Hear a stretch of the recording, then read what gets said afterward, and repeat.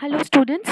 Again, we had come here to continue with the chapter of body movement. Today, we will be dealing with the last portion, that is the movement of the fish and that of the snake. In my last video only, we had started about the description of the movement of some animals which are without legs. For example, we had taken two animals like earthworm and snail and discussed how they move. Today we will be discussing how the fishes move in the water and the snakes. Now, fishes movement in the water is specifically known as the swimming, or the swim in the water is because the body is specifically adopted to the for this aquatic movement. Fish is adapted to move in the water basically because of its streamlined shape, the flexible backbone, powerful body muscles, and also the fins. So some of the important features what they have is, first one is the fishes have a streamlined body.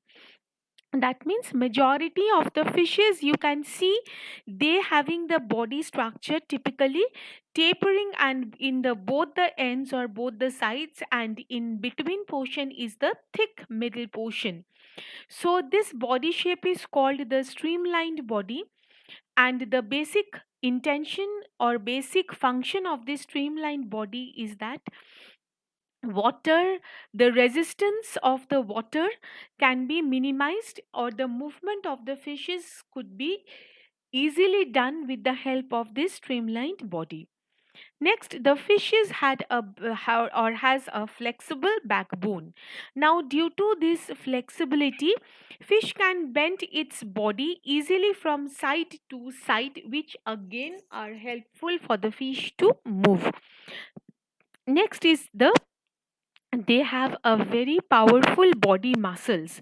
Now, these powerful body muscles of the fish helps the fish in moving both the sides, that is both side movement can be facilitated by these powerful muscles. And also fishes have this fins, the thin and the flat projection which we can see on the body of the fish is known as the fin. Now these fins are helpful for the steering, for the balancing, or for the stopping in the water. And in this context, we must mention or we must think about the tail, which is also helping the movement of the fish forward in water. Now we'll describe how the fish moves in water or the swims in water. Now, in order to study the movement of the fishes in the water, the basically the fish swims in water by the moving movement or moving its tail from side to side.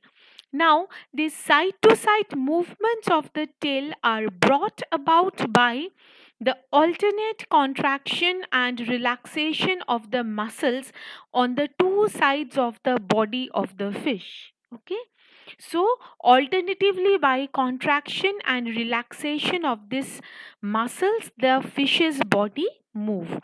The muscles contract first on one side of the body and then on the other side of the body, making the tail move from side to side.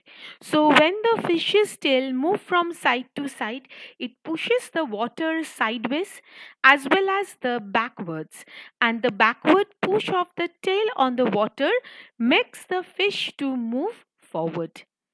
So what we have concluded from this is that the tail of the fishes is important in pushing water to right side and backward, and the effect of right side push of the tail on water, it is compensated by the fish turning its head to the left side. So the backward push of the tail on water makes the fish move forward. So this is the basic movement of the fishes by alternative coordination of the fins and the muscles and the fish and the fins. Fishes, although absence of leg, they can move freely in the water. Next, in the diagram, in the picture here, we can see that is the streamlined shape and the mucoid secretion that lubricates its body surface, reduces the friction.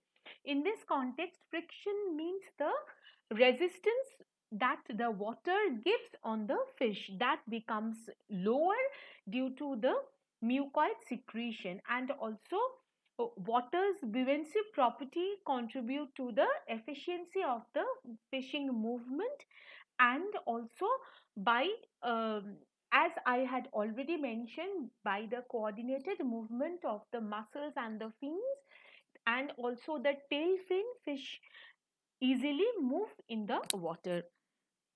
Next, we are coming into the movement of the snake. Now, the body of the snake is also long and cylindrical. The snake has a long and flexible backbone which makes the body bend easily to form the loop. They form a loop or a curve like structure, and the fishes are also having strong muscles which are connected to their skeleton. Snakes are also, they also don't have the legs, and but being the legs are being absent from their body, but the snakes can move very fast.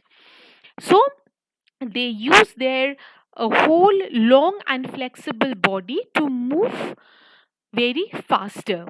The snake moves forward by moving its body sideways in the form of many loops and pushing against the ground. And in simple words, it can be said that a snake moves forward by moving sideways.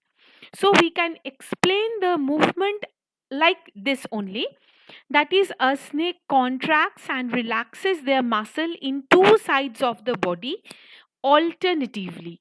That means one time contraction, again relaxation, contraction, relaxation alternatively.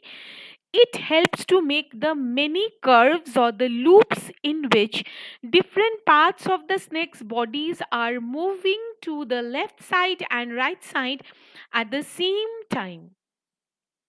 Now, each sideways moving loop of the snake's body pushes back against the ground and give the snake a forward push. This is how the fish moves in the forward, and the resultant push of all the loops of the snake's body make the snake move forward very faster.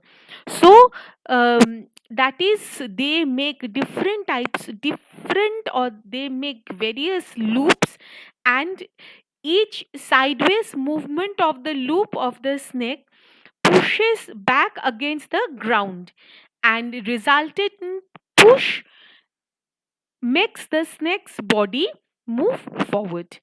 The special name of this movement of the snake is called as the slither. So, the basic thing what we have learned from here is that the snake slither on ground by looping sideways. That is, the sideways movement of the snake helps them to slither on the ground. But it has to be noted very carefully that the snake does not move in a straight line. Why is this so? Because the sideways pushes of the loop push the snake forward as well as the sideways. So, this making loop, sideways curve or loop is very important, which pushes the snake forward as well as the sideways. So, now this is the end of the chapter, and from this chapter we had learnt many things. That is, we had learnt about many muscles, we had learnt about the joints, different types of structural joints which are present in our body, and also we had learnt different movements of different animals. Some animals are moving with the help of the leg, some animals are moving without the leg. So this chapter helped us to know about the entire body movements. Hope you are clear with the chapter now. Next class we will deal with the question and the answers. Till then, stay safe. Thank you.